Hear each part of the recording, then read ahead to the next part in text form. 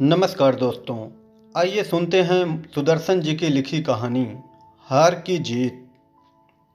माँ को अपने बेटे, साहूकार को अपने देनदार और किसान को अपने लहलहाते खेत देखकर जो आनंद आता है, वही आनंद बाबा भारती को अपना घोड़ा देखकर आता था।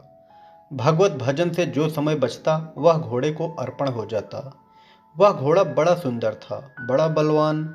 उसके जोड़े का घोड़ा सारे इलाके में ना था। बाबा भारती उसे सुल्तान कहकर पुकारते, अपने हाथ से खरहरा करते, खुद दाना खिलाते और देख देख कर प्रसन्न होते थे। ऐसे लग्न, ऐसे प्यार, ऐसे स्नेह का कोई सच्चा प्रेमी अपने प्यारे को भी न चाहता होगा। उन्होंने अपना सब कुछ छोड़ दिया था, रुपया, माल, असबाब, जमीन, यहाँ तक कि उन्हें नागरिक जीवन से भी घृणा थी।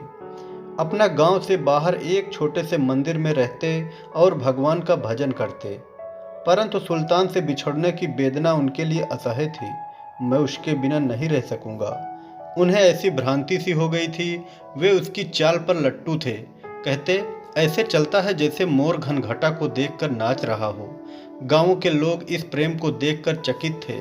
कभी कभी कनखियों से इशारे भी करते, परंतु बाबा भारती को इसकी परवाह न थी। जब तक संध्या समय सुल्तान पर चढ़कर 8-10 मील का चक्कर ना लगा लेते, उन्हें चैन न आता। खड़क सिंह उस इलाके का प्रसिद्ध डाकू था। लोग उसका नाम सुनकर कांपते थे। होते होते सुल्तान की कीर्ति उसके कानों तक भी पहुंची। उसका हृदय उसे देखने के लिए अधीर हो उठा। वह एक दिन दोपहर के समय बाबा भारती के पास पहुंचा और नमस्कार करके बैठ गया। बाबा भारती ने पूछा, खड़क सिंह, क्या हाल है? खड़क सिंह ने सिर झुकाकर उत्तर दिया, आपकी दया है। कहो, इधर कैसे आ गए? सुल्तान की चाह खींच लाई। विचित्र जानवर है, देखोगे तो प्रसन्न हो जाओगे। मैंने भी बड़ी प्रशंसा सुनी है। उसकी चाल तुम्हारा मन मोह लेगी। कहते हैं देखने में भी बहुत सुंदर है। क्या कहना? जो उसे एक बार देख लेता है, उसके हृदय पर उसकी छवि अंकित हो जाती है। बहुत दिनों से अभिलाषा थी, आज उपस्थित हो सका हूँ। बाबा और खड़क सिंह दोनों अस्तबल में पहुँचे। बाबा ने घोड़ा दिखाया घमंड से। खड़क सिंह ने घोड़ा देखा आश्चर्य से। उसने सैकड़ों घोड़े देखे, परंतु ऐसा बांका घोड़ा उसकी आंखों से कभी न गुजरा था। सोचने लगा, भाग्य की बात है, ऐसा घोड़ा खड़क सिंह के पास होना चाहिए था। इस साधु को ऐसी चीज़ों से क्या लाभ? कुछ देर तक आश्चर्य से चुपचाप खड़ा रहा। इसके पश्चात हृदय में हलचल होने लगी। बालकों सी अधीरता से बोला, परंतु बाबा जी, इसकी चाल ना देखी तो क्या? बाबा जी भी मनुष्य ही थे। अपनी वस्तु की प्रशंसा दूसरे के मुख से सुनने के लिए उनका हृदय अधीर हो गया। घोड़े को खोलकर बाहर लाए और उसकी पीठ पर हाथ फेरने लगे। एकाएक उचक कर सवार हो गए। घोड़ा वायु वेग से उड़ने लगा। उसकी चाल देखकर, उसकी गति देखकर खड़क सिंह के हृदय पर सांप लौट गया। वह डाकू था और जो वस्तु उसे पसंद आ जाए उस पर अपना अधिकार समझता था। उसके पास बाहुबल था और आदमी भी। जाते जाते उसने कहा, बाबा जी, मैं यह घोड़ा आपके पास न रहने दूंगा। बाबा भारती डर गए। अब उन्हें रात को नींद न आती थी। सारी रात अस्तबल की रखवाली में कटने लगी।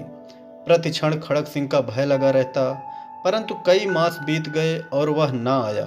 यहाँ तक कि बाबा भारती कुछ लापरवाह हो गए और इस भय को स्वप्न के भय की नाई मिथ्या समझने लगे।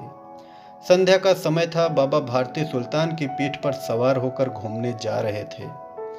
इस समय उनकी आंखों में चमक थी, मुख पर प्रसन्नता। कभी घोड़े के शरीर को देखते, कभी उसके रंग को, और मन में फूले न समाते थे। सहसा एक ओर से आवाज आई, ओ बाबा, इस कंगले की सुनते जाना। आवाज में करुणा थी। बाबा ने घोड़े को रोक लिया। देखा एक अपाहिज वृक्ष की छाया में पड़ा कराह रहा था। बोले, क्या तुम्हें कष्ट है? अपाहिज ने हाथ जोड़कर कहा, बाबा, मैं दुखियारा हूँ, मुझ पर दया करो। रामावाला यहाँ से 3 मील है, मुझे वहाँ जाना है। घोड़े पर चढ़ा लो, परमात्मा भला करेगा। वहाँ तुम्हारा कौन है? दुर्गा दत्त वैद्य का नाम आपने सुना होगा, मैं उनका सौतेला भाई हूँ। बाबा भारती ने घोड़े से उतरकर अपाहिज को घोड़े पर सवार किया और स्वयं उसकी लगाम पकड़कर धीरे धीरे चलने लगे। सहसा उन्हें एक झटका सा लगा और लगाम हाथ से छूट गई। उनके आश्चर्य का ठिकाना न रहा। जब उन्होंने देखा कि अपाहिज घोड़े की पीठ पर तनकर बैठा और घोड़े को दौड़ाए लिए जा रहा है। उनके मुख से भय, विस्मय और निराशा से मिली हुई चीख निकल गई। वह अपाहिज डाकू खड़क सिंह था। बाबा भारती कुछ देर तक चुप रहे और कुछ समय पश्चात कुछ निश्चय करके पूरे बल से चिल्लाकर बोले, जरा ठहर जाओ। खड़क सिंह ने यह आवाज़ सुनकर घोड़ा रोक लिया और उसकी गर्दन पर प्यार से हाथ फेरते हुए कहा, बाबा जी, यह घोड़ा अब ना दूंगा, परंतु एक बात सुनते जाओ। खड़क सिंह ठहर गया।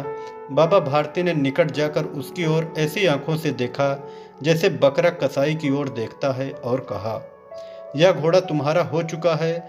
मैं तुमसे इसे वापस करने के लिए ना कहूँगा, परंतु खड़क सिंह, केवल एक प्रार्थना करता हूँ, इसे अस्वीकार ना करना, नहीं तो मेरा दिल टूट जाएगा। बाबा जी, आज्ञा करिए, मैं आपका दास हूँ, केवल यह घोड़ा ना दूंगा। अब घोड़े का नाम ना लो, मैं तुमसे इस विषय में कुछ ना कहूँगा। मेरी प्रार्थना केवल यह है कि इस घटना को किसी के सामने प्रकट ना करना।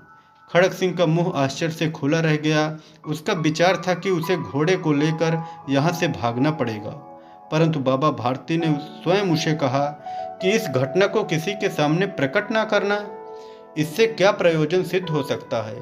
खड़क सिंह ने बहुत सोचा, बहुत सिर मारा, परंतु कुछ समझ न सका।